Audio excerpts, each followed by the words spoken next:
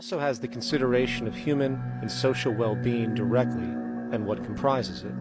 What good is a social system if, in the end, it doesn't produce happiness and peaceful coexistence? So it is important to point out that with the removal of the money system and the necessities of life provided, we would see a global reduction in crime by about 95% almost immediately, for there is nothing to steal, embezzle, scam, or the like. 95% of all people in prisons today are there due to some monetary-related crime or drug abuse, and drug abuse is a disorder, not a crime. So what about the other 5%, the truly violent, often seeming to some as being violent for the sake of being violent? Are they just evil people? The reason that I frankly think it's a waste of time to engage in moral value judgments about people's violence is because it doesn't advance by one iota our understanding of either the causes or the prevention of the violent behavior. People sometimes ask if I believe in forgiving criminals.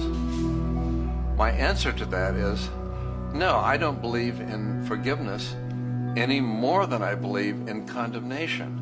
It's only if we as a society can take the same attitude of treating violence as a problem in public health and preventive medicine rather than as a moral evil.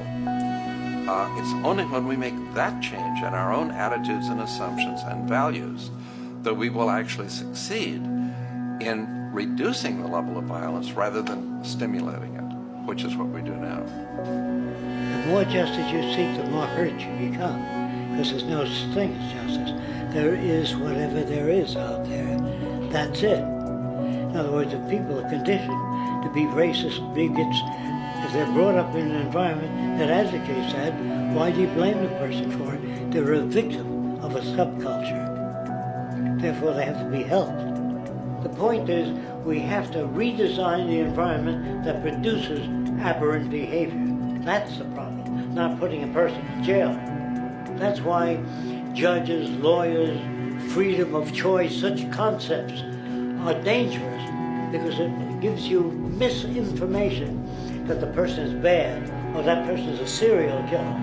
Serial killers are made just like soldiers become serial killers with a machine gun. They become killing machines, but nobody looks at them as murderers or assassins because that's natural. So we blame people. We say, well, this guy was a Nazi, he tortured Jews. No, he was brought up to torture Jews. Once you accept the fact that people have individual choices and they're free to make those choices, free to make choices means without being influenced. And I can't understand that at all. All of us are influenced in all our choices by the culture we live in, by our parents, and by the values that dominate. So we're influenced. So there can't be free choices. What's the greatest country in the world? The true answer, I haven't been all over the world, and I don't know enough about different cultures to answer that question. I don't know anybody that speaks that way. They say, good old USA, the greatest country in the world. There's no survey. Have you been to India? No. Have you been to England? No. Have you been to France? No. Well, what do you make your assumptions on?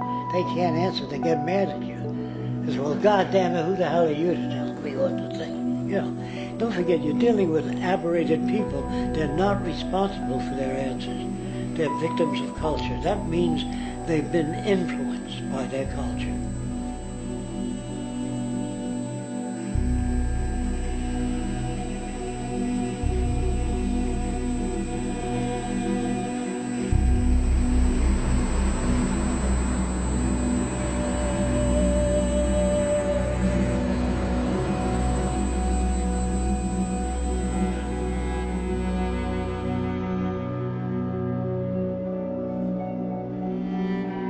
When we consider a resource-based economy, there are often a number of arguments that tend to come up with efficiency. Hey, now hold on just a minute. Yes? I know what this is. This is called Marxism, buddy. Stalin killed 800 billion people because of ideas like this. My father died in the gulag. Hold on. Communist, fascist. You know, like America, you should just leave. All right, everybody just calm down. Death to the New World Order. Death to the New World Order. And as the irrationality of the audience grew, shocked and confused, suddenly the narrator suffered a fatal heart attack. And the seemingly communist propaganda film was no more.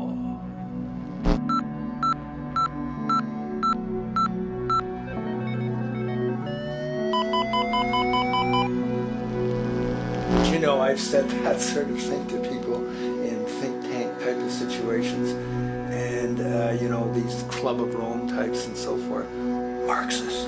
What Marxist? Where did that come from? You know, they got this icon they hold on to. It's their holy grail, and it's such an easy one. You know, people ask if I'm a socialist or a communist or a capitalist, and I say I'm none of the above. And why do you think that those are the only options?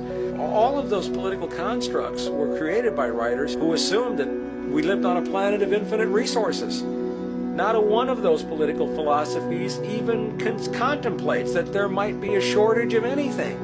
I believe that communism, socialism, free enterprise, fascism are part of social evolution. That you can't take a giant step from one culture to another, but they're in-between systems. before there's any ism, we've got a life ground. And the life ground is, as I just described most easily, it's all the conditions required to take your next breath. And that involves the air you breathe, the water you get, the safety you have, the education you can access, all these things that we share and use and that no life in any culture can do without. So we've got to reset down to the life ground, and the life ground is no longer any ism. It's life value analysis.